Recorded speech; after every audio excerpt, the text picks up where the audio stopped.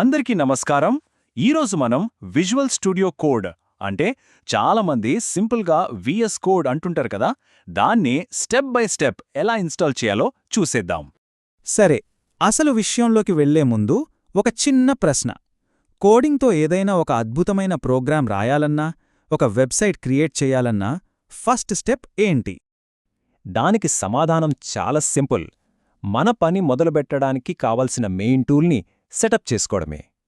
ఏ project అయినా సరే ఇదే గదా ఫస్ట్ స్టెప్, ఒక రకంగా పునాది లాంటిదన్నమాట. సో, మన కొత్త coding tool kit VS code గురించి కాస్త తెలుసుకుందాం. అసలీ విజువల్ స్టూడియో కోడ్ ఏంటంటే, ఇది చాలా పవర్ఫుల్, పాపులర్, అన్నిటికన్నా ముఖ్యంగా ఫ్రీ కోడ్ ఎడిటర్. పెద్ద పెద్ద ప్రొఫెషనల్స్ నుంచి ఇప్పుడిప్పుడే కోడింగ్ నేర్చుకుంటున్న వాళ్ల వరకు అందరూ దీన్నే వాడతారు. ఎందుకంటే ఇది చాలా ఫ్లెక్సిబుల్గా, ఈజీగా ఉంటుంది. రైట్, ఇక అసలు పని మొదలుపెడదాం. అఫీషియల్ ఇన్స్టాలర్ను ఎక్కడ నుంచి డౌన్లోడ్ చేసుకోవాలి? ఇక్కడ ఒక విషయం గుర్తుపెట్టుకోవాలి. ఏ సాఫ్ట్వేర్ అయినా సరే ఎప్పుడూ అఫీషియల్ వెబ్సైట్ నుంచే డౌన్లోడ్ చేసుకోవడం చాలా సేఫ్. ప్రాసెస్ అయితే చాలా సింపుల్. జస్ట్ మీ వెబ్ బ్రౌజర్ ఓపెన్ చేసి విఎస్ కోడ్ అని సెర్చ్ చేయండి. మీకు ఫస్ట్ వచ్చే లింక్ అదే code.visualstudio.com. అదే దాని అఫీషియల్ వెబ్సైట్.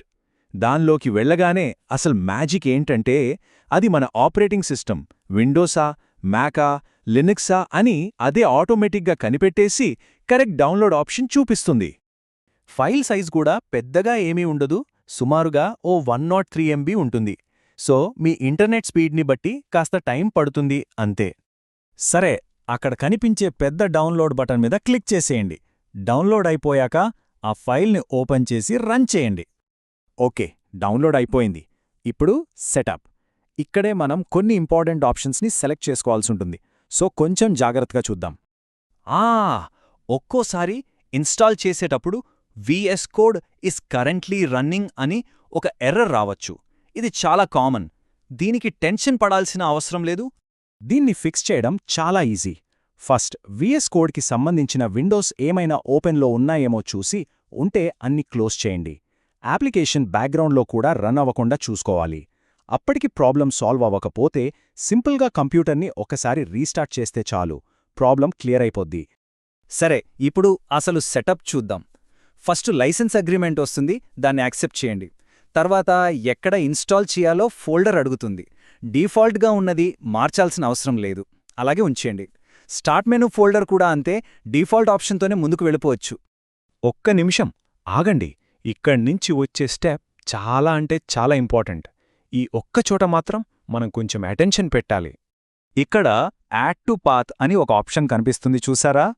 ఇది ఎందుకింత ముఖ్యమంటే, ఈ ఆప్షన్ని టిక్ చేస్తే మనం కమాండ్ లైన్ నుంచి డైరెక్ట్గా కోడ్ అని టైప్ చేసి ఏ ఫోల్డర్నైనా విఎస్ కోడ్లో ఓపెన్ చేయొచ్చు.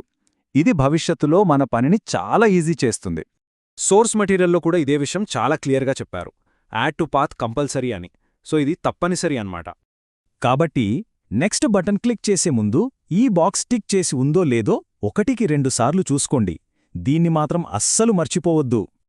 అంతే, మనం చేయాల్సిన ముఖ్యమైన సెట్టింగ్స్ అన్నీ అయిపోయాయి. ఇప్పుడు ఇన్స్టాల్ బటన్ మీద క్లిక్ చేసి సెటప్ని దాని పనది చేసుకోనివ్వండి. అలాగే ఇన్స్టలేషన్ కూడా అయిపోయింది. ఇక ఫైనల్ స్టెప్, లాంచ్ చేసి ఏం చేయాలో చూద్దాం. ఇన్స్టాలేషన్ అయిపోగానే ఫినిష్ బటన్ క్లిక్ చేయండి. అంతే, విఎస్ కోడ్ ప్రపంచంలోకి స్వాగతం.